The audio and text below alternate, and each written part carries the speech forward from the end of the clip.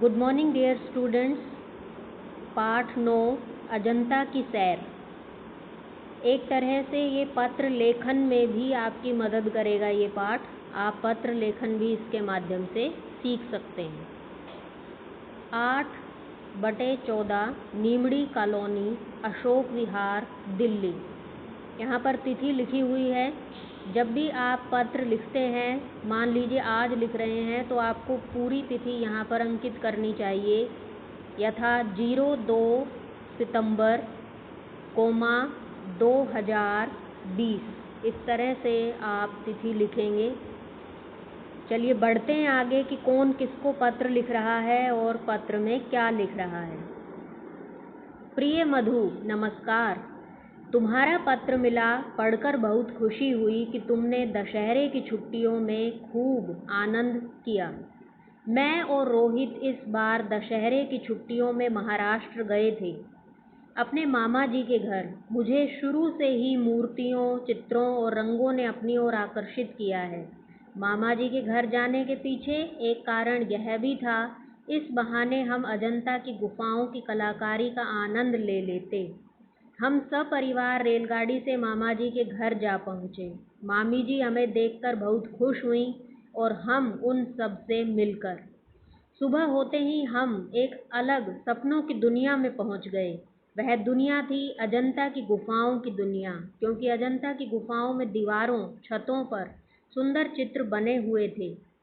जिस तरह की दुनिया हम आजकल देखते हैं, वहाँ के शहर, कस्बों की इमारतों की दीवारें आमतौर पर सपाट और कोरी होती है, फिर वह चाहे घर हो, ऑफिस या कोई अन्य जगह।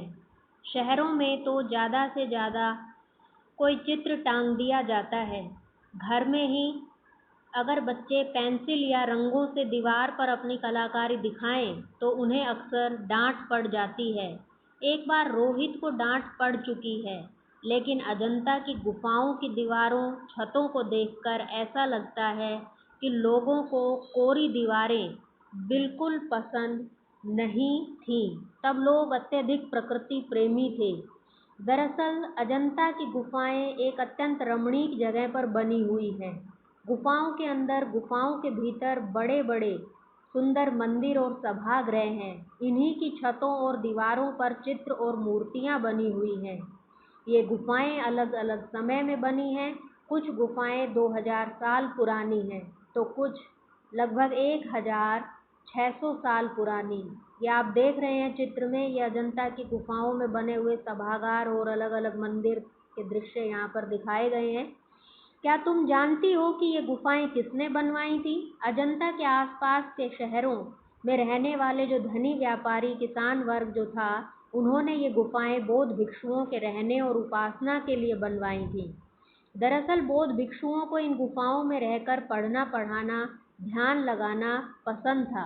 अजंता की गुफाओं में ये चित्र और मूर्तियाँ किसने बनवाई, इस बारे में कई तरह के अलग अलग विचार हैं। कुछ लोगों का कहना है कि ये चित्र बौद्ध भिक्षुओं ने बनवाए हैं, तो कुछ का कहना है कि जिन व्यापारियों और किसानों ने ये गुफाएं बनवाई थी, उन्हीं लोगों ने अपनी पसंद के चित्रकारों, शिल्पकारों से इन गुफाओं की सजावट का काम करवाया। मुझे इस बारे में दिलचस्पी थी कि अजंता के चित्रों के मुख्य विषय क्या हैं। इन चित्रों का मुख्य विषय बुद्ध के जीवन से जुड़ी जातक कथाएं और बौद्ध धर्म है। तो माय डियर किड्स, आज हमने इस लेसन से रिलेटेड 2 पेजेस यहाँ पर रीड किए हैं। जो 3rd पेज है, उस पर आप देख रहे होंगे कि शायद चित्र बनाने वालों को अपने आसपास के जीवन को सजीव रूप देना भी पसंद था। तो सजीव किस तरह से उन्होंने बनाया उन मूर्तियों को, ये पेज संख्या 53 पर आप पढ़ेंगे और मुझे बताएंगे कि आपको पाठ पढ़कर कैसा लगा। काफ़ी अहम है ये पाठ, इसे ध्यान से पढ़ें, क्योंकि इसके मध्य में से पठित गद्यांश आने की भी संभावना रहती है। उम्मीद है आप पाठ को ध्यानपूर्वक पढ़ेंगे। पाठ में से अगर किसी भी तरह का कोई प्रश्न पूछा जाएगा, तो उसका उत्तर दे पाना आपके लिए फिर सरल रहेगा। धन्यवाद।